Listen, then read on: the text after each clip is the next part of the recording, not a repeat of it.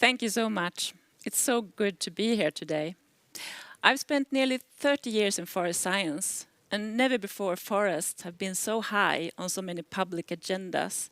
Nearly every day here in Sweden we can read about the forest in the newspapers, and different stakeholders get to tell their story and their opinions and their feelings about the forest. So it's a good time to be a forest scientist. Forests are high also on political agendas.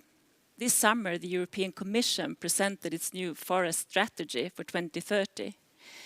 This strategy is a clear shift from the previous EU forest strategies, with its clear focus on the grand challenges of today, climate change and biodiversity loss.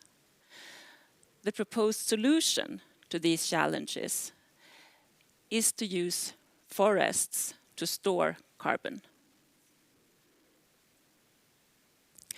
For forests to store carbon, they need to take up carbon from the atmosphere. And that is, they need to grow. And it worries me that although we talk so much about forests these days in the public debate, we do not talk that much about forest growth. So today, in honor of our distinguished prize winners, I take the opportunity to talk a bit about forest growth. You can't talk about forest growth without mentioning national forest inventories, because these are used to keep track of how the forest grows. And in 2023, here in Sweden, we celebrate 100 years of forest inventories. And in Finland, the same celebration is going on this year. Technology on how forests are measured in these national forest inventories, that has of course changed over time, as you can see on these two pictures. But the basic sort of idea is the same. It's to measure how the forests grow, to make sure that we don't harvest too much of the forest. It is to make sure that we manage forests sustainably. And in the graph here, you see how the forest growth has changed over time in Sweden. And the graph starts in 1950s and is up until now. And we can see in the uppermost blue line that forest growth has increased over time. And the red line shows total drain. That is harvest, which is the black line, and natural mortality, which is the lowest yellow line.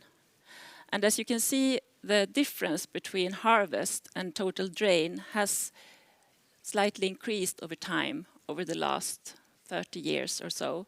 And this is, of course, due to increased natural mortality. That may be due to climate change.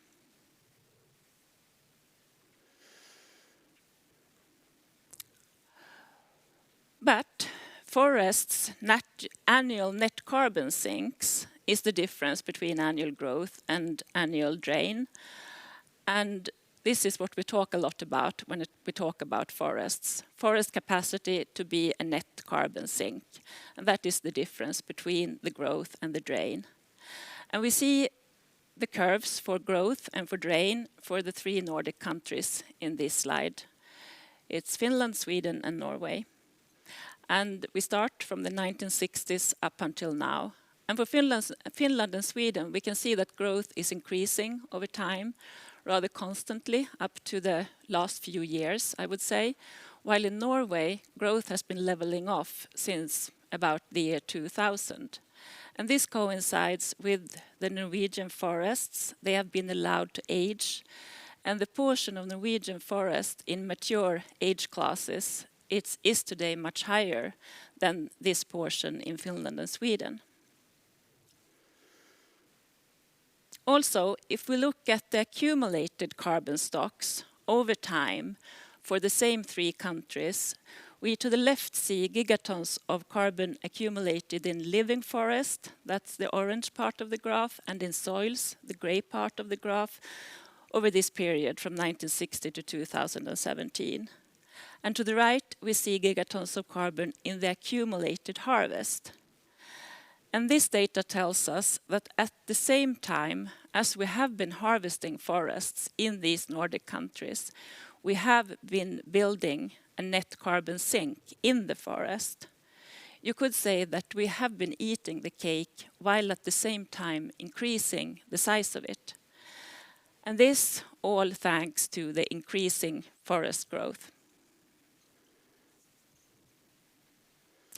So, going into the ecophysiology, I'm a trained ecophysiologist, and from my perspective, it is of key importance to understand the processes that direct forest growth and how these can be affected by climate change. And obviously there is no time to tell a complete story, so I will give you some fragments, and hopefully these fragments are interesting and perhaps also a bit new to some of you. But firstly, I've listed the abiotic factors that direct growth directly: solar radiation, water supply, carbon dioxide in the air, and availability of nitrogen supply and other nutrients from the soil. And it's really the relation between these factors that is the driver of growth. It determines growth in a specific place at a specific time. I will mainly talk about the northern boreal forest. Literally speaking, this forest is in my backyard, and I spent all my life in it. So, looking at this map, you can see which nutrient is limiting to plant growth over the globe. And the red color is nitrogen and the blue color is phosphorus, the two main nutrients that plants need to take up from the soil. And in the northern hemisphere and also in cold climate, high elevation ecosystems, it's nitrogen that limits growth, while in the tropical ecosystems and subtropical ecosystems, it's mainly phosphorus. So now I will tell you the story behind what's called progressive nitrogen limitation. And that is that as the carbon dioxide concentration in the atmosphere increase, this facilitates the photosynthesis, and then the nitrogen supply becomes even more limiting to plant growth. So you can say that in the northern hemisphere, we have more and more uptake of carbon dioxide that sort of makes the nitrogen more and more limited to support the forest growth.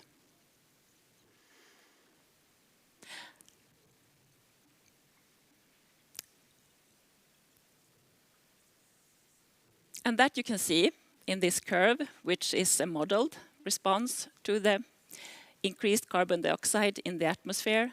It's the increased photosynthesis efficiency that you see over time.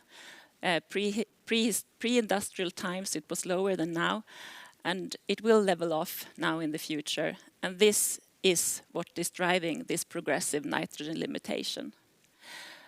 Another consequence is about the water. Plants take up water, and when it's dry weather, they close their stomata, their openings on the leaves, to hinder that water from going back to the atmosphere. Also, when they close their stomata, they will decrease, they will hamper the uptake of carbon dioxide.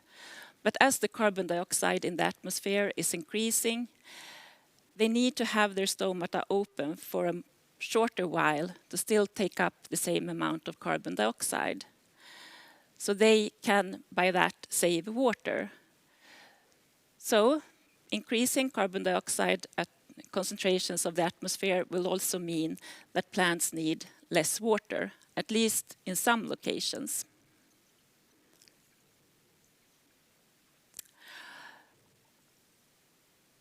The 3PG model, that provides an excellent modeling framework for projecting large-scale changes due to these small-scale processes that I've tried to describe here. And I would say that process-based models like the 3PG is really our key to understand the future of our biosphere. Recently, there have been some publications pointing out that the uptake of, or the Yeah, the uptake of carbon dioxide in the Northern Hemisphere has been larger than what some of the models can project. And why this is happening is really one of these key problems. We don't really understand how the forest is growing at the moment in the Northern Hemisphere. To be able to understand that better, we do really need these process-based models.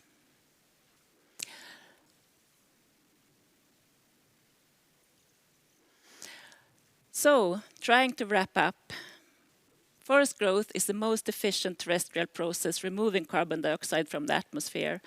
And I see a tendency in the public discourse on forest that their growth is taken for granted. And as a forest scientist, I know it cannot. Forest management is key to sustained growth, as forest regeneration is a prerequisite for vital and growing forests. And we now see more and more scientific evidence in support for the great role of regenerating forests to keep them thriving.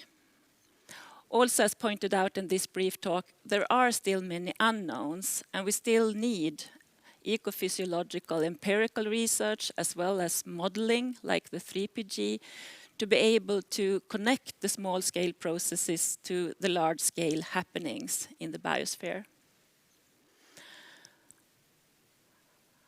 And coming back to where I started, it worries me then that we talk so much about forests' carbon storage capacity without talking so much about forest growth. The European Commission is prompting for what they call closer to nature forestry that can be defined as a way to manage forest with continuous cover forestry. And this they promote as a one-size-fits-all solution all across Europe. And there's no scientific evidence base that such forest management would sustain today's level of forest growth. And in fact, particularly in the North European cold climate ecosystems, strongly limited by nitrogen, there is evidence that continuous cover forestry would in fact decrease growth.